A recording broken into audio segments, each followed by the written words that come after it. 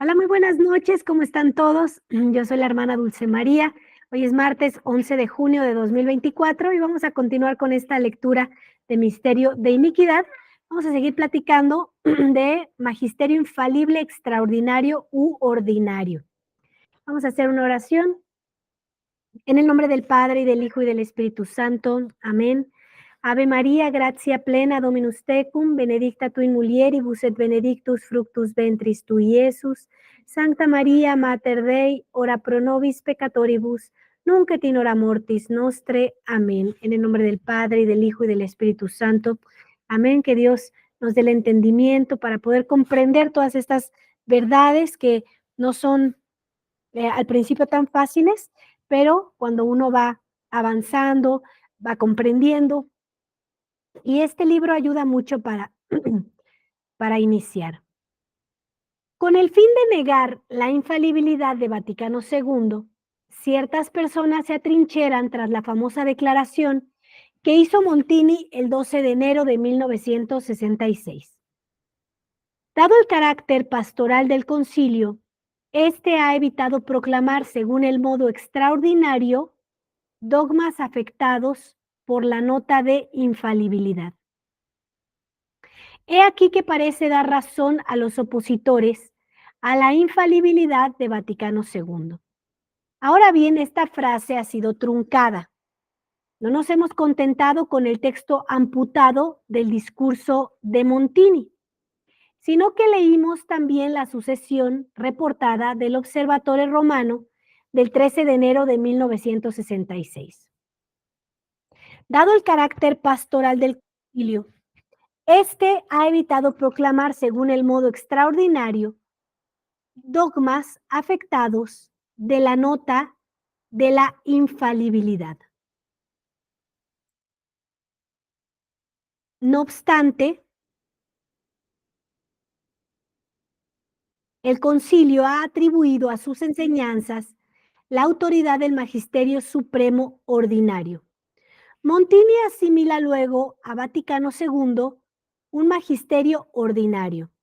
Ahora bien, como lo enseña Vaticano I, Dei Filius, capítulo 3, el magisterio ordinario es él también siempre infalible. A decir verdad, esta declaración de Montini es bastante extraña. Clasifica un concilio, o aún más, conciliábulo, en la rúbrica magisterio ordinario, cometiendo así un error de clasificación grosero. Pues por definición todo concilio, y con más razón un concilio general, hace siempre parte del magisterio extraordinario. Diga lo que diga Montini, Vaticano II forma parte del magisterio extraordinario y no del magisterio ordinario. Y se podría invocar en apoyo de esta aseveración una frase de Wojtyła. El Segundo Concilio Vaticano ha recordado solemnemente que el derecho a la libertad religiosa es sagrado para todos los hombres. Alocución de 22 de diciembre de 1979. Aquí hay algo muy, muy importante que quiero sobresaltar. Nuestra religión católica es una. Nosotros no tenemos libertad de credo, de creer en lo que yo quiera. Yo tengo que creer lo que Jesucristo me dijo que creyera, porque Él es el que me va a salvar. Si yo sigo las enseñanzas que Él me da. Entonces, este es el brinco peligrosísimo, que es como el aroma de este conciliábulo, que es la herejía. Vienen a decir que hay una libertad de creer. Y recordemos que en distintas apariciones de nuestra Madre Santísima, inclusive en la revelación pública, sabemos que esta falsa religión, la modernista, la herética, le está preparando el camino al anticristo. esta idea de que cada quien crea en lo que quiera, esta idea de preparar templos donde nadie se ofenda y todos puedan ir a rezar, donde no hay un crucifijo, eh, donde hay un universo y un mundo. Alguna vez vi un templo donde habían colgado en el centro un planeta Tierra. Estas ideologías son anticristianas. Entonces, imagínate que por 1958 años siempre ha sido todo igual. Si tú vas a un país como México o ibas a un país como Estados Unidos o Canadá o España, la misa era exactamente la misma, no había cambios. Tú podías llevar tu misal y seguirlo allá, no había cambios. Entonces, hay un brinco grave a través de este conciliábulo. Y en este brinco es donde te empiezan a decir, cada quien crea en lo que quiera. Entonces, si tú has escuchado siempre la misma canción y de repente te cantan otra, sabes que hay algo que no está bien. Nosotros estamos en el 2024. Si nosotros hemos experimentado un enfriamiento de la fe católica. Entonces, para ti no suena una música rara porque no conoces la letra. No la conoces, lo que ha venido diciendo el magisterio de la iglesia durante todos los 1958 años. Entonces, lo que te digan ahorita, pues tú lo tomas como verdad.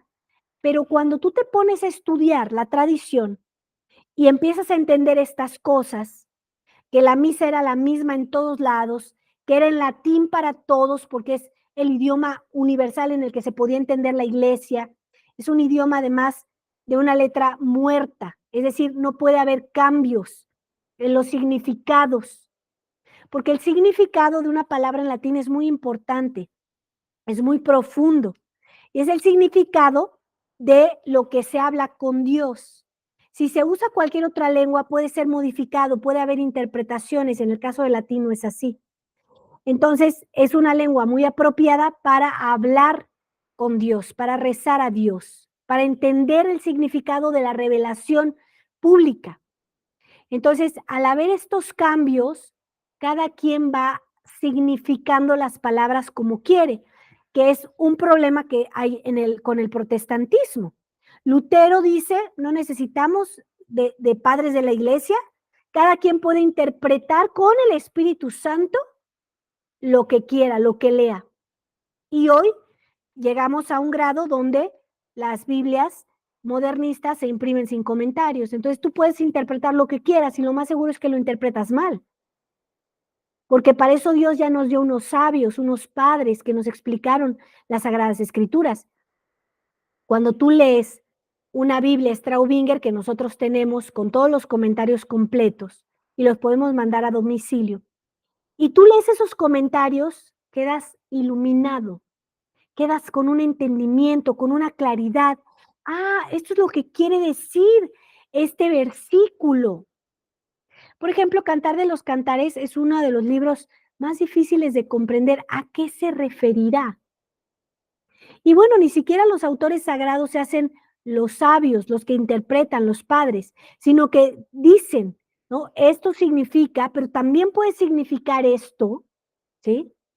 Entonces, tú vas adquiriendo una sabiduría que proviene de esos sabios que Dios nos ha dado. Entonces, todo ha ido cambiándose.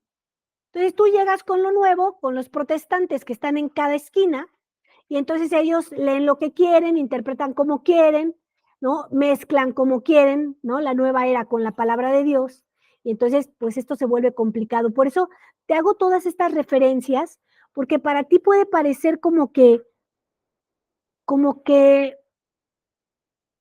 todo está normal. Esto te puede parecer raro, ¿no? Libertad de credo. No sé de qué año seas, pero los que han nacido a partir del 58 con todos estos cambios, ¿no? Los que han nacido en los 80s, ya esto lo tienen muy, muy entendido. Cada quien puede creer lo que quiera, pero es falso. Jesucristo dijo, yo soy el camino, la verdad y la vida. Y tengo una iglesia que es la católica. ¿Qué es la tradicional? Entonces, por eso me tomo este tiempo para explicarte y ampliarte la situación que pudieras no estar comprendiendo, pues, para que puedas tener un mayor entendimiento. Se podría todavía aludir a su motu propio, Ecclesia Dei del 22 de julio de 1988, que asimila a Vaticano II al magisterio extraordinario, porque lo coloca entre los concilios ecuménicos, que son del dominio por definición del magisterio extraordinario. El resultado al cual ha arribado el movimiento promovido por Monseñor Lefebvre puede y debe ser una ocasión para todos los fieles católicos de reflexionar sinceramente sobre su propia fidelidad a la tradición de la Iglesia, auténticamente interpretada por el magisterio eclesiástico, ordinario y extraordinario, especialmente en los concilios ecuménicos desde Nicea a Vaticano II.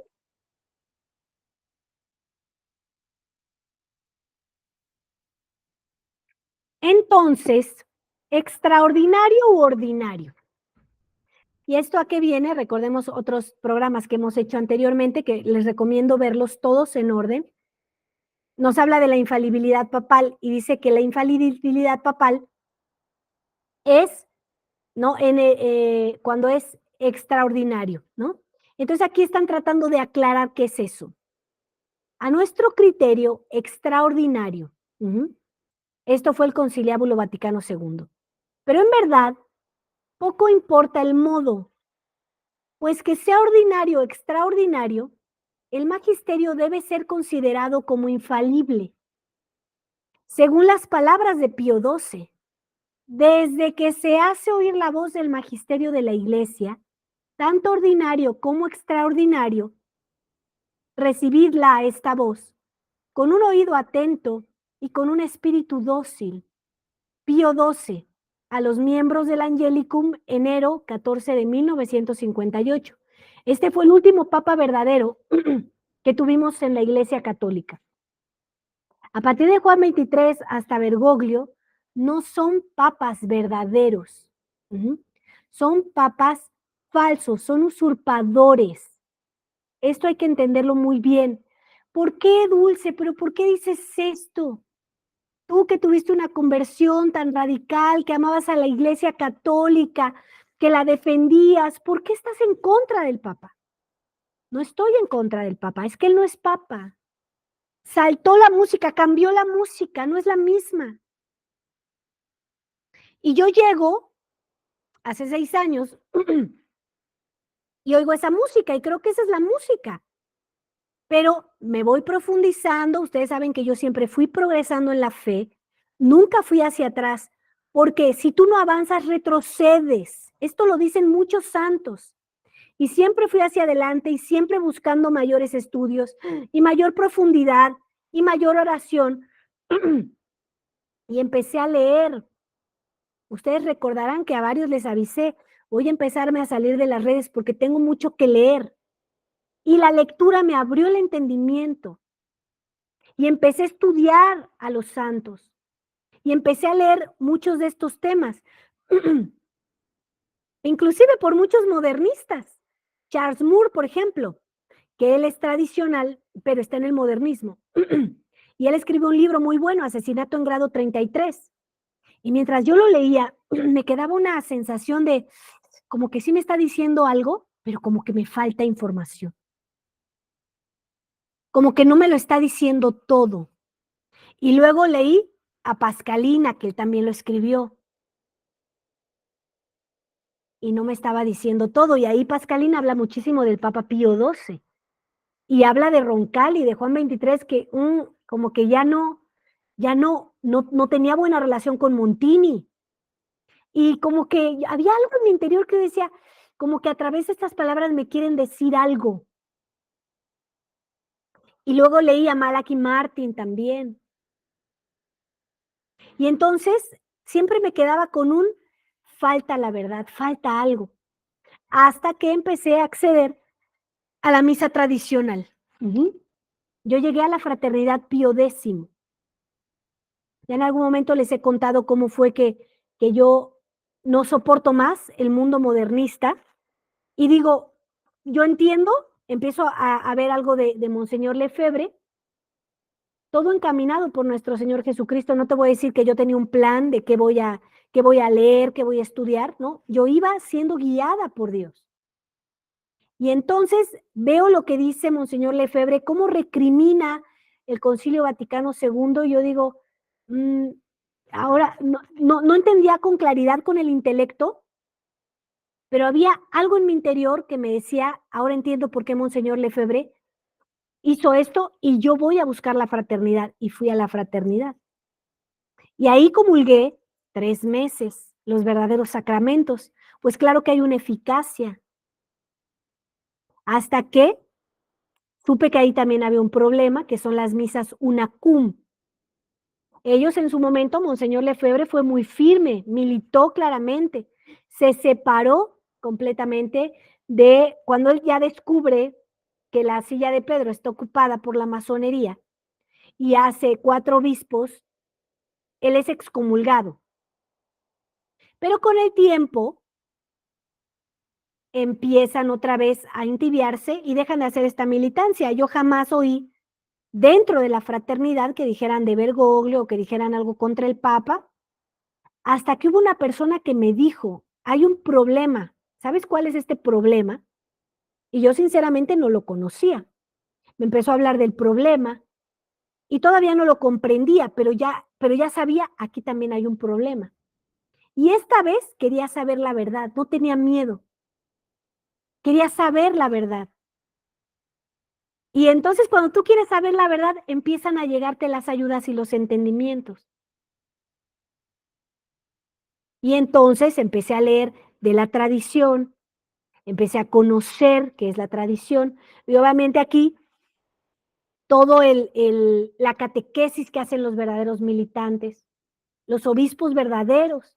Yo recuerdo haber escuchado las homilías primero de Monseñor Altamira, hoy Monseñor, antes cuando yo lo escuché era sacerdote, y yo sabía que Dios me estaba llamando por el mismo camino. A mí Dios en mi corazón me reprochaba muchas veces, eres un perro mudo, no hablas, no me defiendes, aceptas todo lo que te están diciendo. Y yo asistiendo a la misa modernista me sentía mal, como que en pecado. Y cuando yo pregunté, ¿qué voy a encontrar aquí? Me dijeron militancia, fue la llave que abrió mi corazón. Sabía que era lo que me había estado pidiendo Dios, defiende la fe, defiende la fe. Ya no te conformes con estas vanas respuestas que te dan estos falsos sacerdotes. Oiga, ¿por qué no dice nada de la vestimenta? ¿Por qué todo el mundo aquí viene vestido inmodestamente y no dice nada? Y no había respuestas, porque no, esto no se puede justificar. ¿Por qué alguien da la Eucaristía con la mano que no es el sacerdote y no te saben dar respuestas? A un sacerdote falso me parece que fue en Aguascalientes. Él estaba allí, podía dar la Eucaristía y mandó a alguien a darla. Y yo al final le dije, oiga, padre, ¿por qué no lo hace usted? ¿Qué no siente un celo? Ay, usted es de esas, usted no se preocupe, no se preocupe. Y se dio la vuelta y me dejó hablando sola. Entonces ahora comprendo, porque ahí no hay respuestas, es que todo lo que se está haciendo ahí está contra Dios. Y cuando escucho a Monseñor Altamira y luego escucho a Monseñor Rodrigo da Silva y escucho a sus sacerdotes, me doy cuenta, esta es la verdad. Me bastó escucharlos. Y como oveja escuché al verdadero pastor. Dije, aquí es, aquí es. Y me gusta muchísimo porque aquí hay demasiada corrección. Muchísima corrección. Nos traen, bueno, así por la recta, por la recta. Esta es la verdadera iglesia católica. Es donde hay santidad. Allá no hay santidad. No hay santidad. Allá yo no recuerdo ni uno solo falso sacerdote que me hubiera dicho, a ver, Dulce, estás en esto, estás pecando de esto, te tienes que esforzar, tienes que pedir la perseverancia, tienes que rezar. Era como entrabas al confesionario y era de, sí, listo, ya, bye. Casi, casi entrabas al confesionario y había cosas que son pecado y te decían, bueno, no exagere, tampoco es tan grave. Entonces, cuando tú escuchas la verdadera militancia, te das cuenta cómo esto es muy importante, tremendamente importante, y cómo el modernismo te la va robando. Dice León XIII, cada vez que la palabra de este magisterio declare que tal o cual verdad hace parte del conjunto de la doctrina divinamente revelada, cada uno debe creer con certeza que esto es verdad. Al fin de Dignitatis Humanae, Montini aprueba todo el texto, haciendo jugar su autoridad suprema de sedicente, vicario de Cristo. Todo el conjunto y cada uno de los puntos que han sido decretados en esta declaración han complacido a los padres. Y nosotros, por el poder apostólico, confiado por Cristo, en unión con los venerables padres, los aprobamos en el Espíritu Santo. Los decretamos, los establecemos y ordenamos que esto que ha sido establecido en concilio sea promulgado para gloria de Dios. Roma, en San Pedro, el 7 de diciembre de 1965. Yo, Paulo, obispo de la Iglesia Católica. A partir de Vaticano II, la libertad de cultos hace parte de la fe católica. Esto no puede ser. No hay libertad de cultos. ¿Queremos la vida eterna? Solo tenemos la libertad de creerle a Cristo. Tienes la libertad siempre, te la dio Dios, de creerle o de no creerle. Pero si decides creer, es por aquí. Si decides no creer, cualquier camino da igual. De cualquier manera irás al infierno, innegablemente, porque solo por la Iglesia Católica hay salvación. Entonces, esto de la libertad de cultos es un grave engaño. No puedes aceptarlo. Entonces, aquí es donde se abre esta libertad de cultos.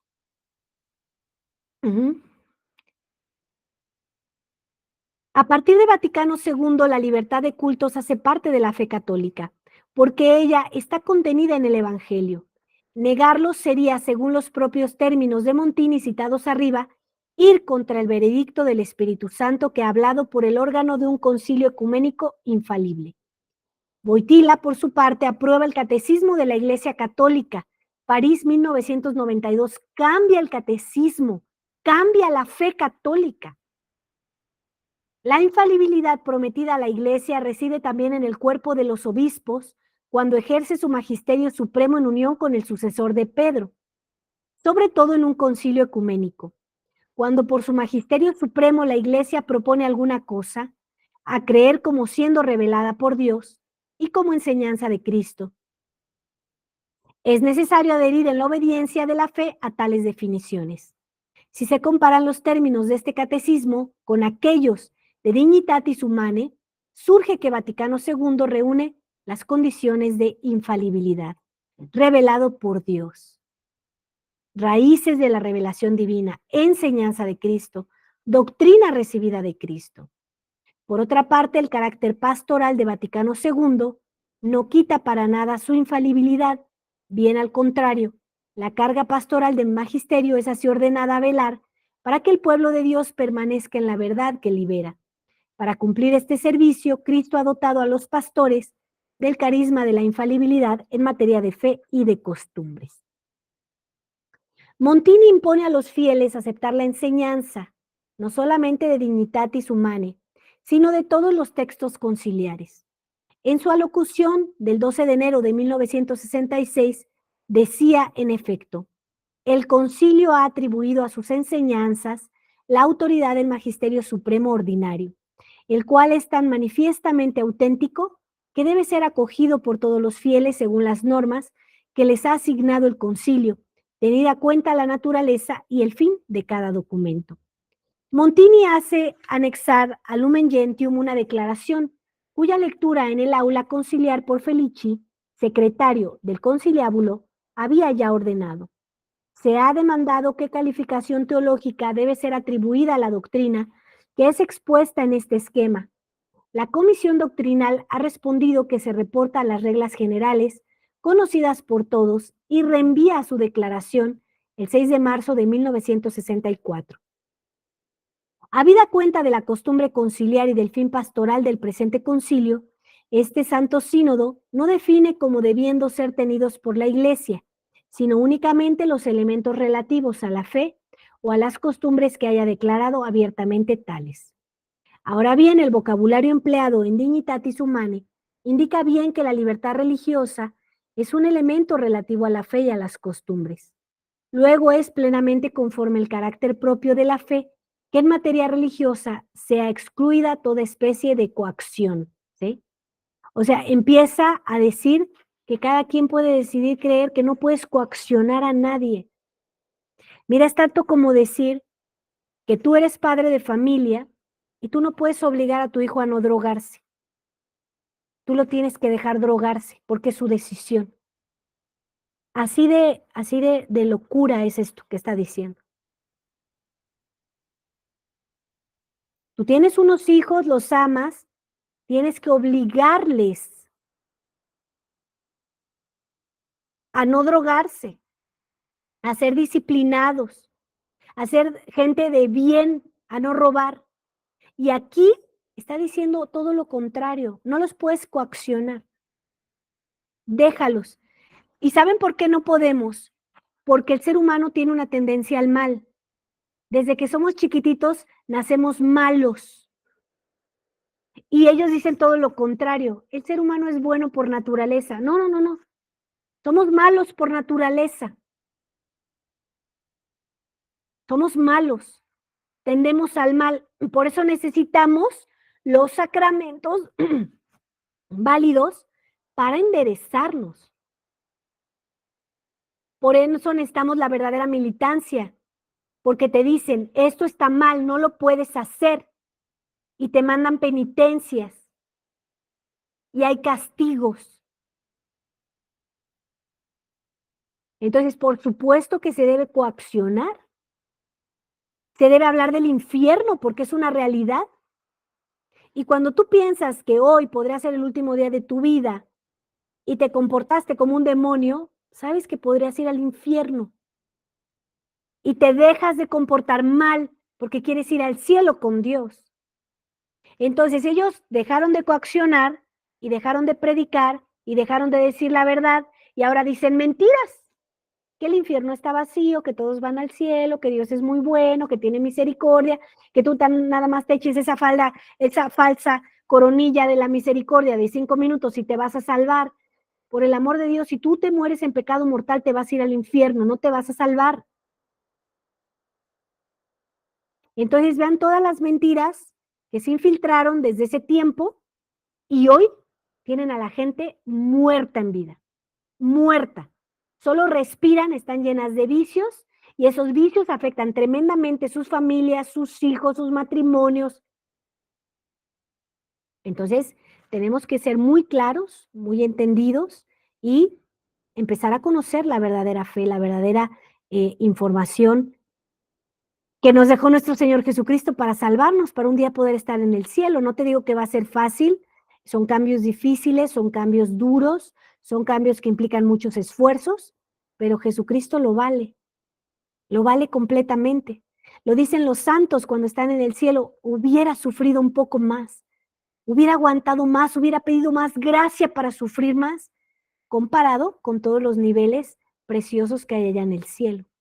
Recuerden que el 4, 5 y 6 de octubre tenemos un retiro con su excelencia reverendísima Monseñor Rodrigo da Silva, los hijos victoriosos de María Santísima. Nuestra Madre está llamando para que tú puedas experimentar la verdadera doctrina, la verdadera fe y verdaderos sacramentos. Vamos a despedirnos, ya están las inscripciones, también hay información, hablé un poquito más del retiro en un video que subí hoy para que lo puedan ver y puedan tener más entendimiento y puedan asistir. Los cupos están limitados, no se vayan a quedar para el final, váyanse inscribiendo, pueden dar un anticipo, ir dando pagos, ¿sí? Para que puedan asistir. Hay aeropuerto internacional en el lugar, así que pueden venir de todas partes del mundo. Rezamos por su excelencia reverendísima Monseñor Rodrigo da Silva, dando gracias a la Santísima Trinidad por el privilegio inmenso que es para nuestra Iglesia Católica. Le pedimos que lo defiendan, que lo bendigan, que lo protejan y que lo hagan santo.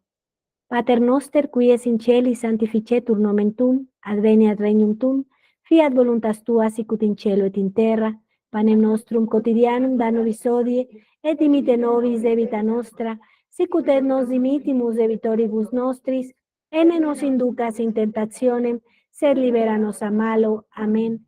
Ave Maria, gratia plena, Dominus tecum, benedicta tu in mulieribus et benedictus fructus ventris tui, Iesus. Santa Maria, Mater Dei, ora pro nobis peccatoribus, nunc et in hora mortis nostre. Amén. Gloria Patri et Filio et Spiritui Sancto, sicut erat in principio et nunc et semper et in saecula saeculorum. Amén. En el nombre del Padre, del Hijo y del Espíritu Santo, que Dios me los bendiga y nos vemos primeramente Dios el próximo lunes.